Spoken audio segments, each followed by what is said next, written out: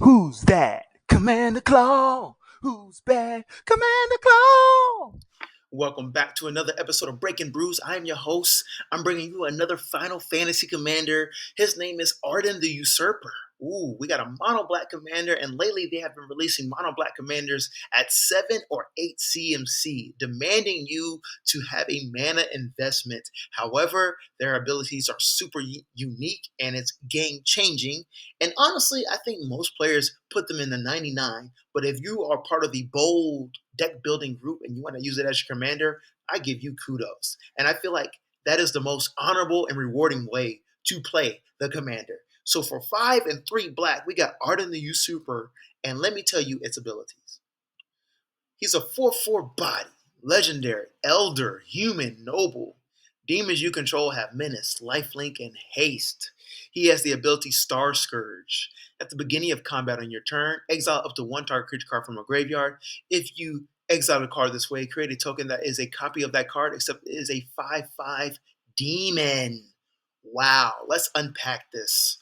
First of all, it is demon tribal. All those demons and changelings you will have menace, lifelink, and haste. So that means they enter the game, they can attack. They need 2 blockers to be blocked, and they have lifelink. And guess what? They are at least 5/5s if you use the Scar Scourge ability. So that's 5 life, and it's taking out blockers. Okay, cool. Where I think this card really shines is you can exile up to one target card from a graveyard. That means your opponent's graveyards. So whatever creature they have in their graveyard, you can put on your side of the battlefield, and guess what? It has all of their abilities. Disgusting. Disgusting. That's really all he is. You get to have fun with other people's creatures and creatures you put in your own graveyard. And guess what? They got so many keywords that they are demonic. Moving on to an alternate win con for you.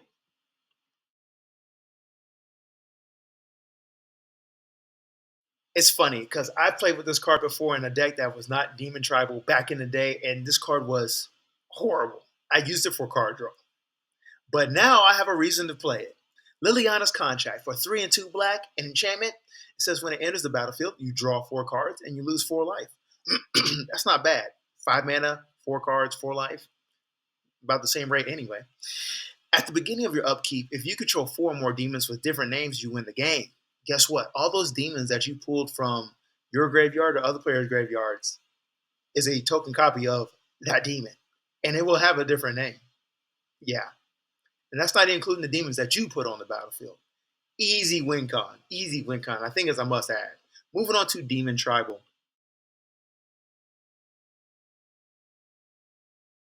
From the Tarkir Dragonstorm set, we got the Rock Curse Rashasha for 1 and a black. Demon, 5/5 body. He's got trample. He also has decayed. This creature can't block. When it attacks, sacrifice it at the end of combat. So it's just going to go in your graveyard anyways. Not bad. That's okay because it's got the renew ability. Tap X and 2 black. Exile this card from your graveyard. Put a decayed counter on it. Each of X target creatures. Activate only as a sorcery. So what's cool about this is his renew ability. Besides it being Demon Tribal for 2 black mana, okay. Um, you get to essentially pseudo board wipe your opponent's creatures if they attack, because you have to sacrifice a creature. That creature that has a decay counter once it attacks. So yeah, your opponents have to decide when and who they want to attack with the creature that has a decayed counter. Or you can put it on one of your creatures. Either or. Moving on. We got another powerful demon out here. Archfiend of Depravity for 3 and 2 black, 5/4 body. It is a demon. It's a flyer. It says at the beginning of each opponent's end step, that player chooses up to 2 creatures he or she controls, then sacrifices the rest. Oh, ironically, your commander steals creatures from other players' graveyards, and you can reanimate them as 5/5 demons with menace, lifelink, and haste. So if Archfiend of Depravity is on the battlefield and it had its ability triggered, your opponents are deciding what creatures to put into their graveyards. They need to choose wisely because you plan on stealing their creatures. Moving on. Oh, you already knew this commander was going to be in there. You already knew it. Be'lakor the Dark Master for 3 in Grixis, 6/5 body, legendary demon noble, flying. Oh, let me put this out there. Ardyn the Usurper will be in the 99 of Be'lakor the Dark Master. Before people write in the comment section below, I said it. That's the way I wanted you to see this. So Ardyn is better in the 99 for Be'lakor. Anyway, Be'lakor says he has the Prince of Chaos ability. When Be'lakor the Dark Master enters the battlefield, you draw X cards and you lose X life, where X is the number of demons you control. Okay, cool. With Ardyn, you get to put out demons pretty quickly. Otherwise, Be'lakor has the Lord of Torment ability. Whenever another demon enters the battlefield under your control, it deals damage equal to its power to any target. Oh yeah, if you have Ardyn on the battlefield, that's going to be 5 damage for each demon you reanimate. Nasty! Moving on. So, you plan on stealing creatures. That means your opponent's got to put those creatures into the graveyard, either by milling, or the creatures just died, or the opponents discarded that creature on their own accord, or maybe you did that.